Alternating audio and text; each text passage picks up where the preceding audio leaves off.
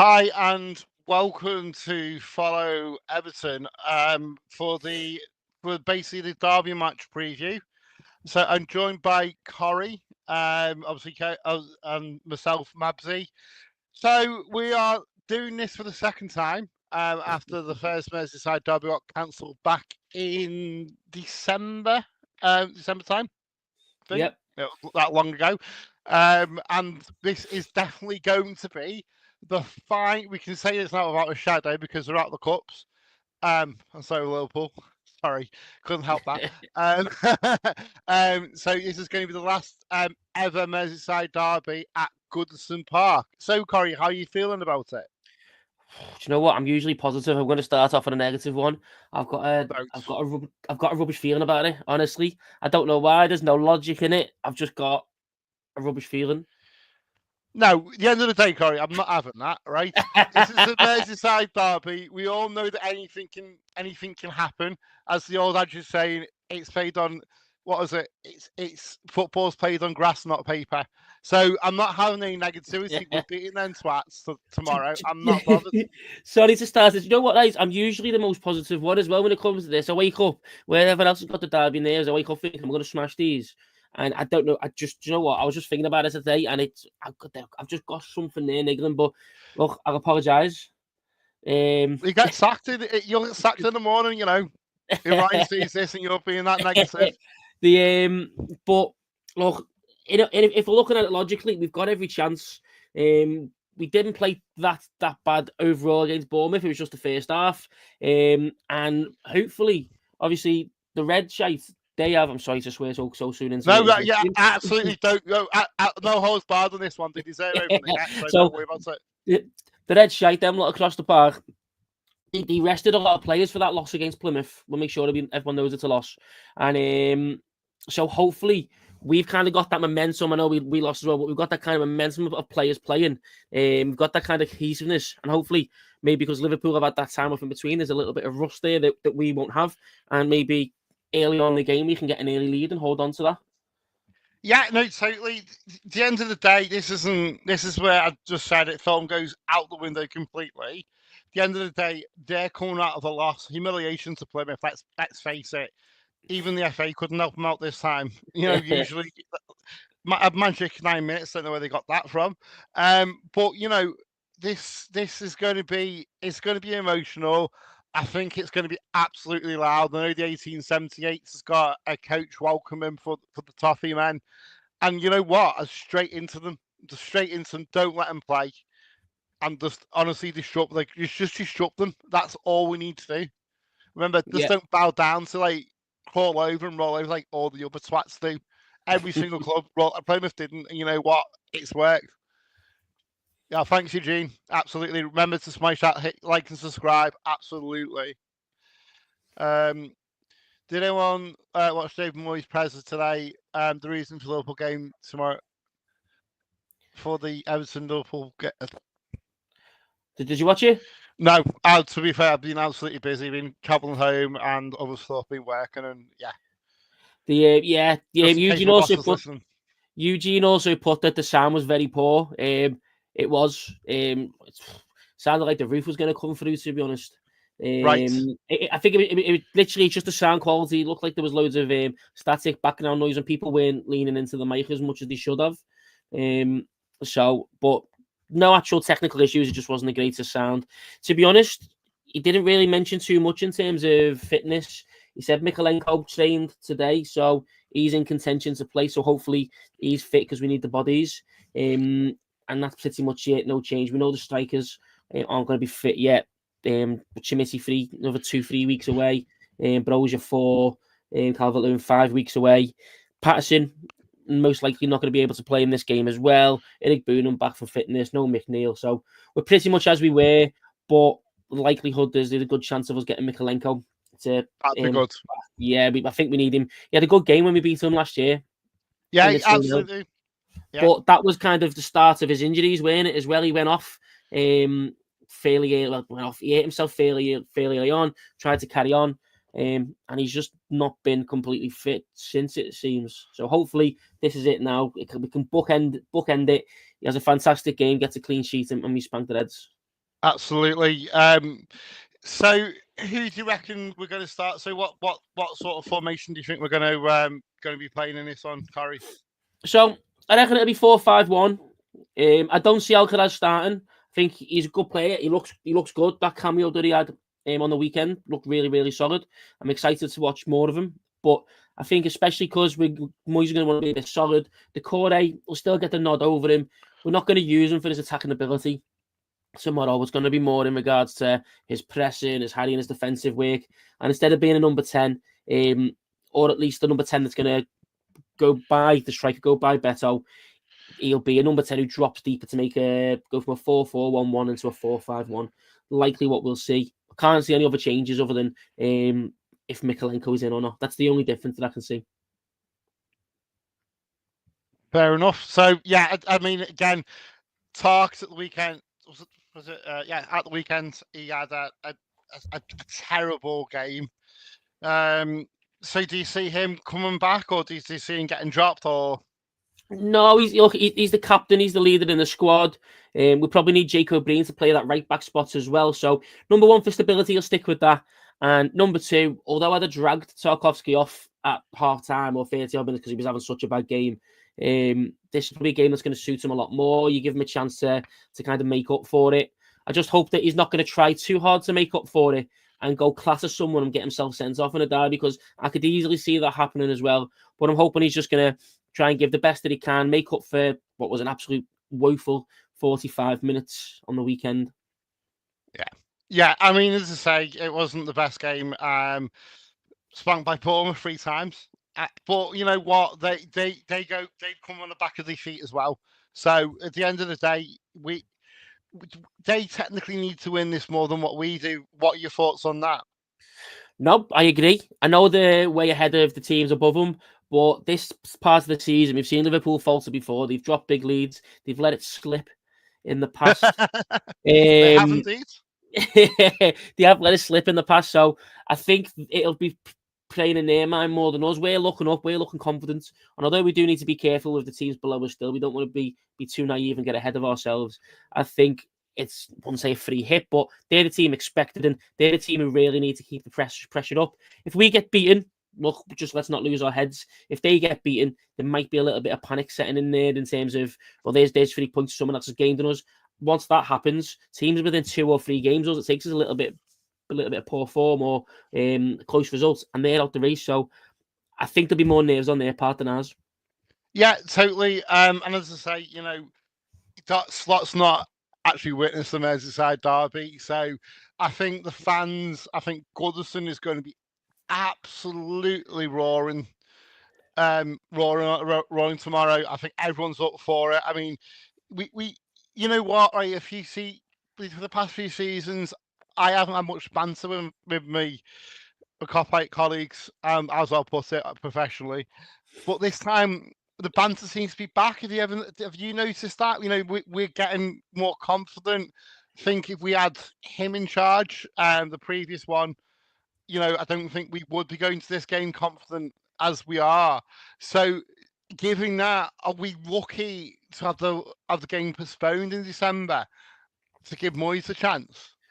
I think so. I think at the time, although we were coming off the back of that 4-0 victory over Wolves, we were still in a very fragile place. Where like that was kind of a band-aid, a plaster, whatever you want to call it, stick and plaster over the wound.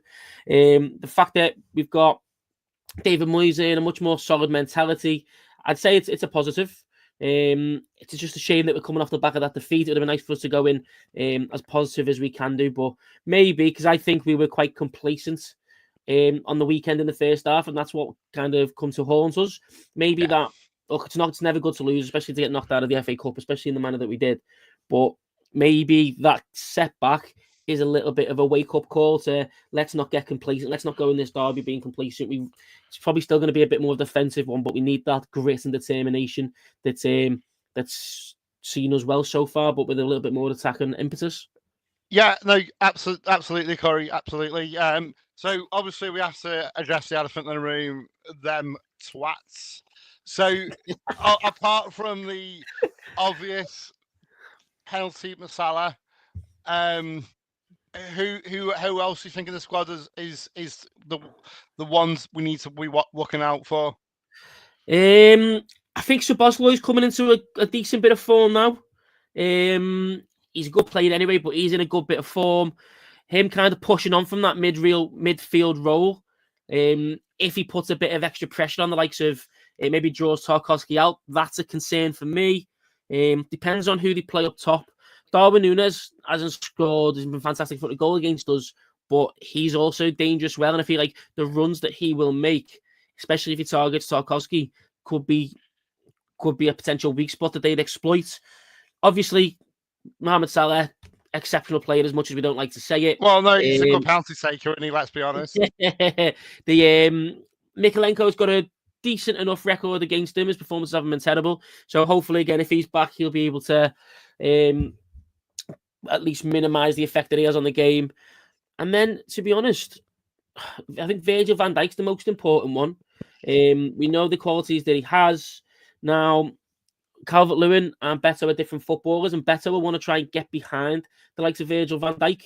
So maybe this being a little bit different kind of game for Van Dijk, the fact that he's a difficult, kind of tricky customer as Beto, I'm hoping that that's something that we can try and play on, but it's going to be difficult because both Konate and Virgil van Dijk have got legs, they've got pace. If you do manage to get behind them, they can hunt you down and track you down. So hopefully we can take advantage of that, but he's going to be a massive part of it, which I don't know, I'm stating the obvious because he's probably their best player. Yeah, just obviously I've just seen the stats. So we've got at the moment 86 people watching. Most of them are on Twitter now. We do love X and Twitter, whatever it's called these days. But I would implore you to come on, go to our YouTube channel and follow us on there. It does help the algorithm. It would be so much appreciated. We're over the 3,000 mark, and I think Ryan would shoot me. It's not to say we need to get to the 4,000 mark. So any help would be absolutely appreciated. Good evening, Dave. I saw a tweet from Amy, who was a former of this parish. I think her tweet was quite funny. It said, how many times do you reckon in the first 8 minutes are they going to mention the Van Dijk incident over Pickford? Obviously, they're going to do it in the build-up, but yeah, how many times? Let's do a prediction, guys. Put yourselves in the comments. How many times, right, in 90 minutes, are Sky or TNT going to mention the Van Dijk incident on Van Dijk murder? How should we call it? Yeah, so obviously if you're interested in your comments on that, what are your thoughts on that, Corey?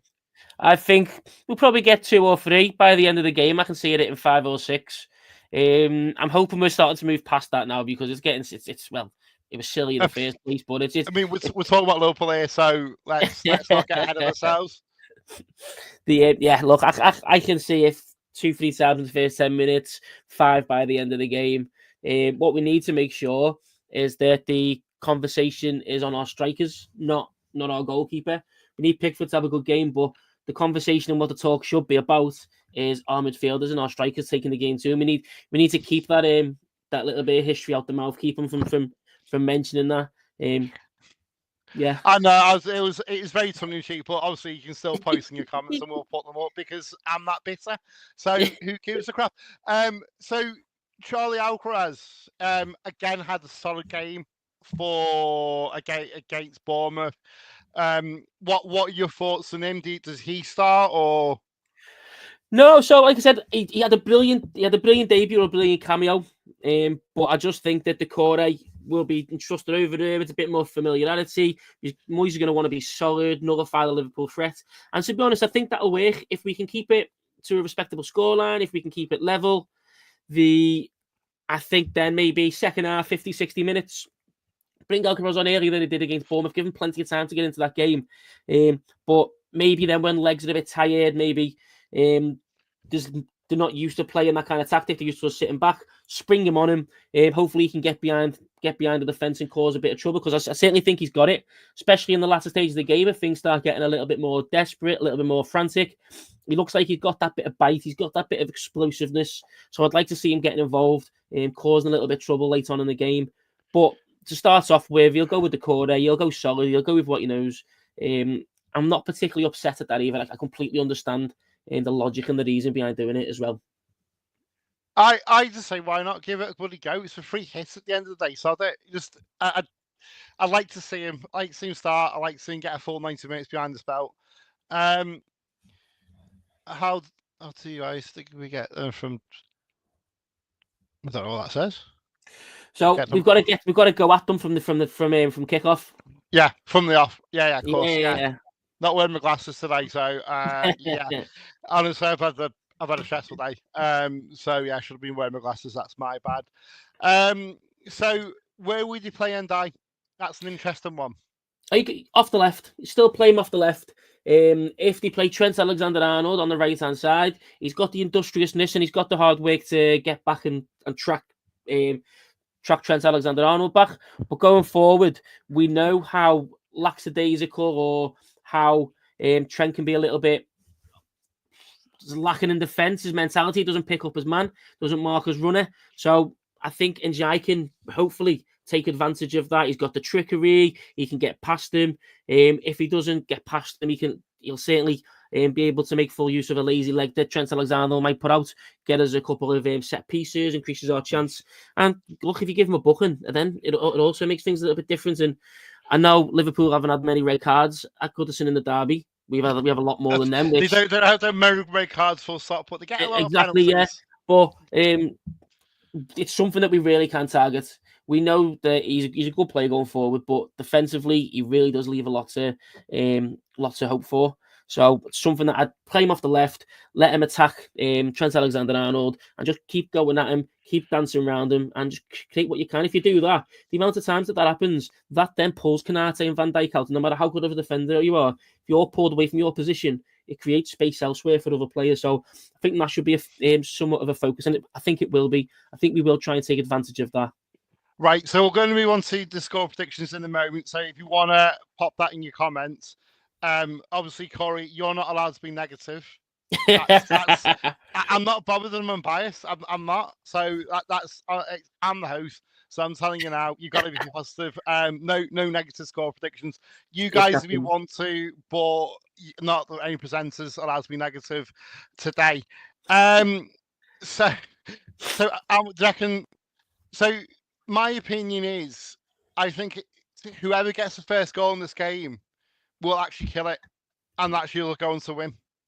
I think the first goal in this game is absolutely crucial, if I'm being brutally honest. So you're thinking it's going to be 1-0 or one to go a couple more? I personally, well, I think it's going to be 2-1 to Everton.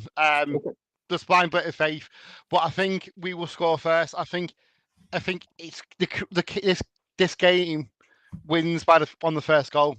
I really do, because if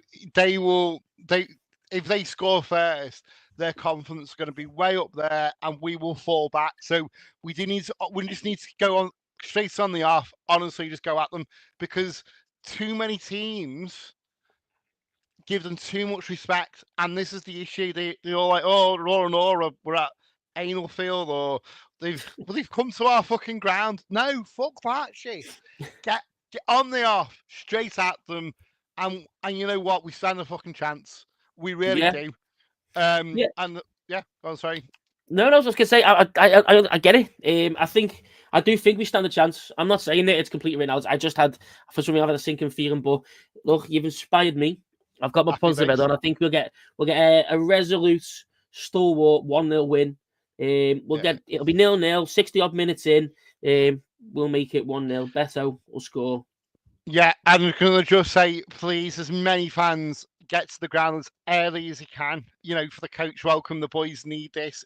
It's worked in the past, and the 80s, 78s are working hard. Remember, this is going to be potentially the last game under the lights, barring any fixture changes, etc. And my God, what an important one to be the important and poignant one to be the last one. So, I love night games, especially. I just love it. With them, oh God, it's going to be so good. Honestly, I do. I'll probably be crying at full time. I'll be so pissed off that, I'll be coming on the channel after the pre-match. I'm not drinking. I'm being a good boy. But where are you going to be watching it, Corey? I'll watch it at home. I'm not well at the moment, I'm living off Monster just to get through streams at the moment. Literally, that's my only source of energy. So, other brands are available, by the way. This isn't a Yeah. sponsored post. I mean, however, if they do want to sponsor us, feel free. Yeah, feel free to sponsor us if you want to. So I'll be watching it at home, watching it on the couch. But I've got Red Shite family down the road, so if we do go two goals up, I'll jump on my car and drive around there and Happy days. fly through the front door. Remember, always remember, Corey, Istanbul Protocol. Yeah, always remember Istanbul Protocol. So we'll just go to some comments now. Right. So Ian says, "Let's hope they get booked and when he's there too." Ian, Can't see that happening. I'd love that to happen. I fucking would. But we know the standard of the refereeing at the present moment, and we also know the red side of. Ian thinks it is going to be 3-0. Eugene, I love this one. Everton 4, Liverpool 1, Beto hat trick, and I. Okay, Gang 1 3-0. I'm assuming that's at Everton. What's your go on, Corey? You said one. Are you saying what you going with the 1-0 then, or 1-0? We'll keep it tight. It'll be a scrappy game. And then 60. I reckon if you're gonna put a bet on 67th minute 1-0 goal, I reckon it'll be Beto or Alcaraz. Okay, right. So Everton Liverpool game is on the TNT Sports Live tomorrow night, guys. So thanks, Eugene, for that. Right, I think that's all we've got time for tonight. So, thank you very much for listening to our ramblings, as always. If you do like the content, thank you very much. This is always going to be free. And we're not like the other channels. I think we've had a few comments about me and about certain other people. And what I would say on a serious note is we're not like the other channels. We're not serious. And you know what? If we get overheated in conversations, it's because we're passionate and we care. And you know what? I don't want to be fluffy. Like, I get you want to listen to the content, but also we've got to, we are kind of mates, and we're just down the pub having a chat, and that happens in life. And you know what? As I say, is that the content you're looking for? Fine, to be stuffy, but it's just not us. You'd also getting a nice mix of opinions. I think me and you sometimes we see things a little bit differently in terms of it, and we may have a little bit of a back and forth. But that's exactly what happens down the pub, isn't it? And that's what we're trying to recreate. It's just a place for us to have debates, and you'll probably get most views will be expressed across everyone who works and who supports for follow Everton. So look, keep going at it. The more you support us, you will get some fiery debates. You're more than welcome to join in on them as well. And yeah, look, you're going to get a wide breadth of different opinions, and we're going to be able to appeal to everyone and no one at the same time. Yeah, absolutely. I would like to mention my mate Gaz. He is coming on I think it's in the Crystal Palace post-match interview on a serious note. So at the present moment, he's going to be doing a walk from Goodison to Wolves and finishing up at Wolves for the Wolves match. Now, this is all in charity. This is all for St. Luke's. At the present moment, there is a St. Luke's raffle. There's loads of great prizes. It's £10 to go, and you know what? All the prizes have been donated. Everything we make on this is going to be going to St. Luke's and to help with their roof. So anything would appreciate that. I'll try and post. I'll try and link it in. I know Ryan on the Follow Everton account has been tweeting them loads, and I've been retweeting them. So thank you for your donations, and if you can spare a few quid, brilliant. If you can't, again, we all get it. It's a tough time at the present moment in time. But I just thought I'd mention that. Right. Anyway, up the fucking toffees, and we will. Thanks for listening to our ramblings, and we will see you very shortly. I think we're having the pre-match tomorrow, and then obviously the post-match. And you know what?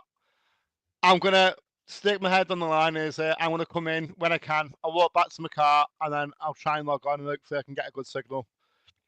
So anyway, up the fucking toffees. Up the toffees, into the dead shite. Aye, into those swats. Bye bye.